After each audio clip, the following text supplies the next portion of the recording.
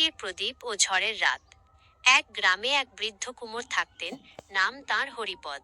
তিনি মাটির খুব সুন্দর সুন্দর জিনিস বানাতেন। কিন্তু প্লাস্টিক আর কাঁচের ভিড়ে তার মাটির জিনিসের কদর কমে গিয়েছিল। দারিদ্র্য তার নিত্যদিনের সঙ্গী। ঘরে অসুস্থ স্ত্রী, আর দুবেলা ঠিকমতো খাবার জোটে না। এক বর্ষার রাতে প্রচণ্ড ঝড় শুরু হলো। হরিপদ বাবুর ভাঙা চাল দিয়ে জল পড়ছে।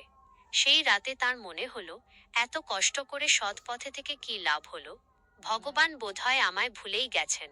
রাগে আর অভিমানে তিনি তার তৈরি শেষ কিছু মাটির প্রদীপ ঘরের কোণে ছুঁড়ে ফেলে দিলেন। পরদিন সকালে ঝড় থামল। গ্রামে খবর এলো, পাশের জমিদার বাড়ির ছোট ছেলের অন্নপ্রাশন। কিন্তু ঝড়ে পুরো গ্রামের বিদ্যুৎ সংযোগ বিচ্ছিন্ন হয়ে গেছে। বাজারে কোনো মোমবাতি বা টর্চ নেই। জমিদার গিন্নি হুকুম দিলেন, যেভাবেই হোক আজ রাতে 1000টা মাটির প্রদীপ চাই। আলো ছাড়া অনুষ্ঠান হবে না। জমিদারের লোক হরিপদ বাবুর দুয়ারে এসে হাজির। হরিপদ বাবু অবাক। তিনি সারা রাত ধরে যা অবহেলা করেছিলেন, আজ সেটাই সবার প্রয়োজন। তিনি দ্রুত কাজে লেগে পড়লেন। তার স্ত্রীও অসুস্থ শরীর নিয়ে তাকে সাহায্য করতে লাগলেন। সেদিন রাতে পুরো জমিদার বাড়ি মাটির প্রদীপের আলোয় ঝলমল করে উঠল। হরিপদ বাবু তার পারিশ্রমিক হিসেবে পেলেন অনেক টাকা এবং নতুন ঘর তৈরির প্রতিশ্রুতি। ফেরার পথে তিনি দেখলেন, তার ফেলে দেওয়া সেই মাটির প্রদীপগুলোই আজ অন্ধকার দূর করেছে।